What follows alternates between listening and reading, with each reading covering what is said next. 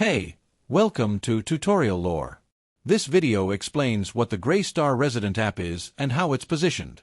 According to official App Store listings, the Greystar Resident App is a tenant-focused mobile platform designed to help residents manage rent, maintenance, and communication with their apartment community.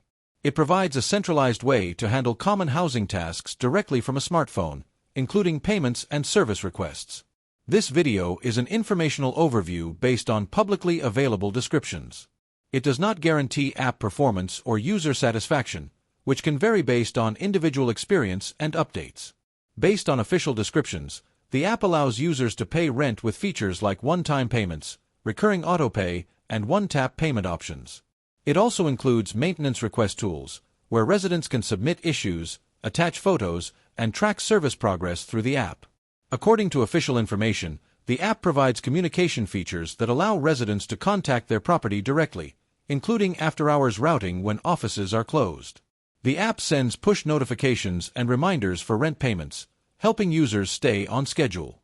Security features such as biometric login options, including fingerprint or face authentication, are also mentioned in official listings. Some functionality, including payment methods or maintenance availability, may vary depending on the specific property configuration, and this is not confirmed for every user. The app is designed specifically for residents of Greystar-managed communities using supported systems, meaning access depends on property participation. This app may be useful for tenants who want a centralized way to manage rent, maintenance, and communication in one place. For users interested in simplifying apartment-related tasks through a mobile interface, this could be an option. However, overall functionality and experience can vary depending on property setup and system integration, and this is not confirmed and should be considered a potential limitation.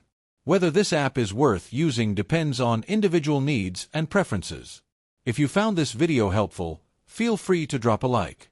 And comment down below if you have any additional information on this app or notice anything missing or outdated.